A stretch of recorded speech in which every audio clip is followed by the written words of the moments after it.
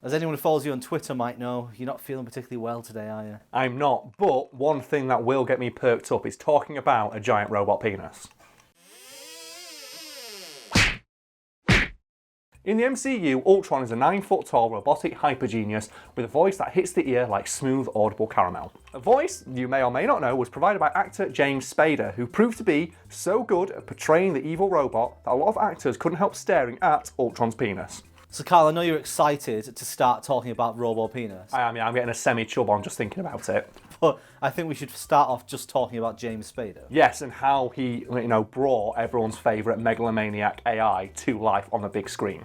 So for anyone unfamiliar with how Ultron was realised in Avengers Age of Ultron, it basically involved actor James Spader putting on one of those stupid CGI suits you normally see being worn by Andy Serkis. They put me in a suit and they had me go through a range of motion, which they captured with all these sort of sensors all over me and reference cameras all around me. So James Spader didn't just do the voice? No, a lot of people think he did, but no, he provided a physical basis for Ultron as well, which is kind of hilarious when you realise that for most of the movie, Ultron is almost twice the size of James Spader. Well, no, and apparently as well, he fucking loved it.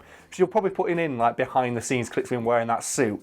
Whenever you see people wearing those stupid CGI mocap suits, they always look really uncomfortable. But James Spader is a fucking pro. And you'll see him just stood there like that. And he's covered in all those stupid dots. He's wearing this really unflattering grey suit that makes him look like someone tried to draw him in paint and then just hit the fill button accidentally. And he's there and he doesn't give a fuck and he's acting his little heart out. And people on set are like, okay, this guy is a fucking pro, I'm glad we hired him. Isn't Andy Serkis in Age of Ultron as well? Yes, he is. He plays like Ulysses Claw, doesn't he?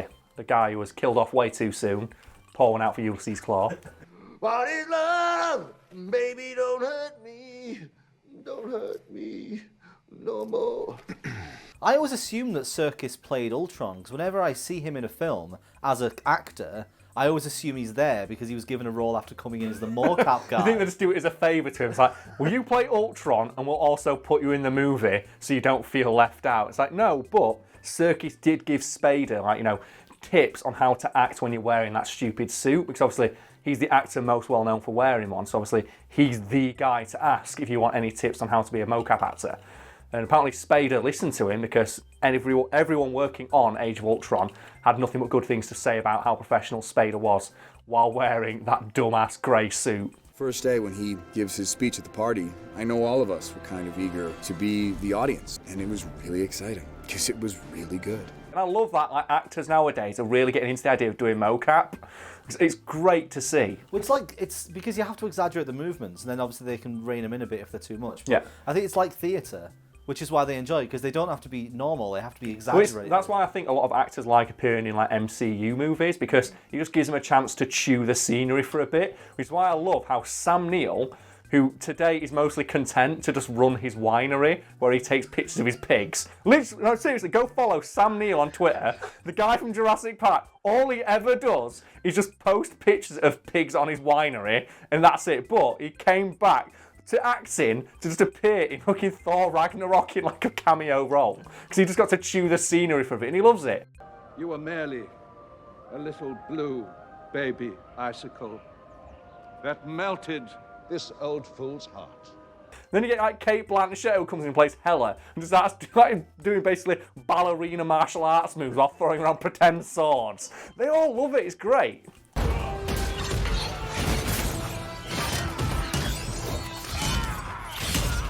Well, it's because it's a movie where you'll get taken seriously, but you're allowed to not be serious. Yeah, I enjoy seeing roles where actors are clearly having fun. And I think you can say that about James Spader when he was playing Ultron. Because obviously he's a very serious actor and he takes his role seriously. But I can't help but think he did like crack a smile every now and again when he thought to himself, I'm getting paid millions of dollars to pretend to be a robot. I like the fact they're still forking out money for well-known actors, despite the fact that everyone is going to see those films. That's why I like it. It's the idea of, like, who can we get in? It's like Kate Blanchett, Sam Neill, Matt fucking Damon appeared for a cameo role. That's the thing that gets me right. It's like, who can we get for a cameo? And they get those people. They got Sylvester Stallone in Guardians of the Galaxy 2 for a 10-second cameo, and he enjoyed it so much. He went to the director afterwards and went, any chance I can be in one of these movies? People can't wait to be in these movies. Then you compare it to the DC universe, where Superman and Batman both quit.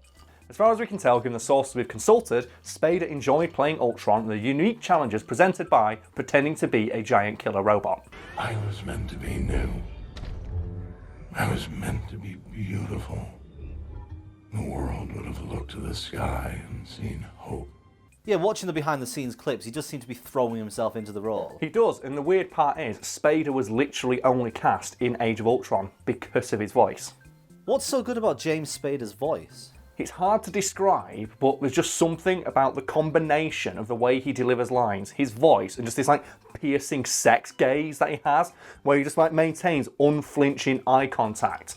And I think The Office, the US version, basically created an entire character around this fact, and like called Robert California, played by James Spader. And the joke is that he can get anything he wants just by talking in a very deliberate, slow manner, where he just maintains full, unflinching eye contact. The fallacy is that it is up to the steamroller.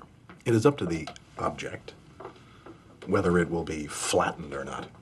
And if you listen to any of his roles that he's done, people have said, yeah, he's just something so magnetic about the way he performs. You can't look away from him, which ended up causing quite a few problems when they were making Age of Ultron. You see, at one point during Avengers Age of Ultron, Ultron decides to upgrade himself, going from a roughly human-sized robot body into a towering form that's roughly 9 or 10 feet tall. Sooner or later, every man shows himself. Oh, I'm sure they do. So unless I'm extremely mistaken here, James Spader's not 9 foot tall. No, he's about 5'10". So did he still portray Ultron when he was that height? Yes, he did, and he still wore the stupid mocap suit, but to give the actors he appeared alongside an idea of where Ultron's eye line would be, they attached what amounted to a stick with glowing balls at the end of it to the back of his head. He had this thing with red dots for eyes, and then during a take we'd have to look 3 feet above his head. I love watching behind the scenes when you get to see all the stupid workarounds of getting a human actor to play a non-human CGI character. Yeah, my favourite example of that is probably all the monkeys and the apes in the Planet of the Apes remakes that came out recently, because obviously they all have to wear the weird crutches, don't they, on the end of their arms, to give them the appearance of the long monkey arms. And you get Andy Serkis walking around like he's taking a shit like that with his monkey arms. So then you can learn to accelerate. Oh my God, it's not there because I've got very slippery shoes on. But like that. So. What's the most stupid example you can think of? Oh, the most stupid one, that's my favourite, the most stupid one has got to be the one from Beauty and the Beast, if you've seen this. Because they had to wear the same kind of big dumb grey CGI suit that Andy Serkis and James Spader wore in Age of Ultron.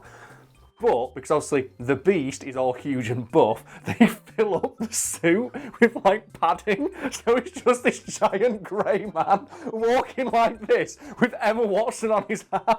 And Emma Watson, fair play to her, keeps a straight face throughout the entire fucking thing. And you just see all these behind the scenes shots of just this giant grey abomination just walking. He looks like a low cost cosplay of the fucking Rhino from Spider-Man, but his horn fell off. And then obviously the best one for how stupid it looks is the one from Twilight. And Brad, right now, I want you to go on my laptop and Google Twilight CGI behind the scenes wolf. Wait, which one of these am I looking at? Is it the one of Kristen Stewart just patting a guy on the head? There it is! David said, in this shot, I want you to sort of put your head down, and Kristen, you just sort of rub his head. Is that actually Taylor Lautner? Yeah, it is! Because he's a fucking professional! So we're 35 minutes into the recording. Okay. You have not yet mentioned the Dong of Ultron. I haven't, have I? I've got to mention the Ultron Dong. Well, basically, as you can imagine, trying to look away from James Spader when he's giving a really intense performance was quite difficult. And a lot of the actors who worked alongside him when he was wearing that big stupid tennis ball get-up said, yeah, I found it really, really hard to look at those glowing balls on top of his head because I just couldn't look away from him. He just draws you in. His performance was just so arresting that you couldn't help but look at James Spader.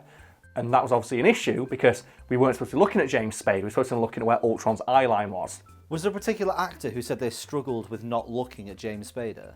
Yes, Elizabeth Olsen found it quite difficult to avoid looking at him, and she said in a behind-the-scenes interview they had to cut a lot of shots of her just like eyes flicking downwards. Because obviously she's supposed to look at these tennis balls on top of his head, but she can't help but look at James Spader. So a lot of her shots are her going like that. Probably majority of the shots, Aaron and I are both going like this. Like, just like, shoot. Which I find quite funny, because obviously when all the CGI was put in, that makes it look like Elizabeth Olsen's character, Scarlet Witch, is trying to like surreptitiously like, get a quick sneaky cheek look at Ultron's fucking penis. And that's the same is true of all the other actors on set. Obviously, they're all staring directly at James Spader because they can't help it, because he's fucking good. You put in any clip of him talking, like he owns whatever role he plays, and he draws your eye. More than I'm going to argue 3 balls on a stick. 3 balls on a stick might distract, say, a golden retriever, but I'm going to give most of the actors who appeared in Age of Ultron more credit than a fucking dog. Most of? Oh yeah, because obviously we all know Chris Evans is a golden retriever. Have you not seen that Twitter account? No. Go look up the Twitter account, Chris Evans as a golden retriever. It's fucking brilliant. It's just pictures of Chris Evans and then just one of a golden retriever. And they all look exactly the same. It's great. He's just a golden retriever in man form. It's great. Most of the actors who appeared in scenes with Ultron when he had that new giant body kept looking directly at James Spader's eyeline, which when the CGI was put in, made it look like they were staring at Ultron's fucking penis. And the thing is though, in that movie, I'm fairly certain Ultron doesn't have a penis. I mean, you could argue they're not technically looking at his penis. No, but it sure looks like it, and that's really fucking funny. So I stand by my original statement. I like to think that if any of those shots made it into the final film of them staring down at the supposed crotch, yes, the reason was because Ultron was like, I gotta have something down there. Yeah, I've got to have a penis. And he put a penis on it, and they just couldn't stop looking at it. Well, I think that makes sense because in the context of the film, like Ultron is an amalgamation of the combined intellects of Bruce Banner, Tony Stark, combined with Jarvis, and he's also supposed to have like their combined insecurities as well, which is obviously why he tries so hard to improve his body beyond perfection. And I think if you've got the combined insecurities of a billionaire who gets to sleep with Gwyneth Paltrow, but still feels the need to dress in a robot suit and punch people, and a guy whose alter ego has a penis that can shatter continents, you probably would think, maybe I've got to build myself a robo penis like 14 inches long. What does it look like and how does it work? Well, I think it'd look like a normal one, but obviously it'd have to have those like settings on it to make it better than like a normal penis, because that's what Ultron's whole thing is, isn't it? He says like, I am the ultimate evolution of what humanity can become. Humanity is a waste. I am the perfect life form. So obviously he's got to have the perfect penis. And I think the first thing he'd install is the rumbler and the vibrate function. That just makes sense, doesn't it? So I think the first thing like all the blokes watching here to do, if you could customise your penis, you'd install a vibrate function. I think you're forgetting like the telescopic extension function. The thing is, if you did that though, it'd be like a baton, and it'd get thinner as it went along. And I don't think any woman watching wants that. I'll tell you what would be a good setting though. Do you know those things they use to fish keys out of drains? Yeah. Those weird things that they extend all the way around. You get one of them installed. It's like, nowhere is out of reach of my Robo-Dong. Oh, no. Let's open this one up to the floor, Brad. If you could customise your penis in one way, what would you do? I think I'd have to make it detachable. Oh, that'd be a good idea. You'd be able to like dress up like an Action Man then.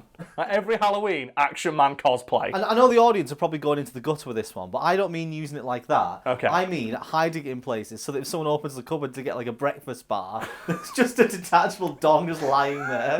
Brad, did you leave your dick in the cupboard again? Thing is, well, you could use it like, Joe, when you're like reaching to the back at cupboard or like you're in the shop, you're like, I just can't reach that last tin of beans. Detachable penis all the way. Oh, I still don't reach. I have a think. You think back to like, that music video, like probably the Kylie Minogue one where she wears that, that white little number. Reach all the way at the back. Nah, look at that. All the way. Oh, it's just the idea of like you can just customize. You get the option like aliens come down from the space, like we can improve humanity in one way. What do you want doing? Just some dipshit goes, I want a detachable dong.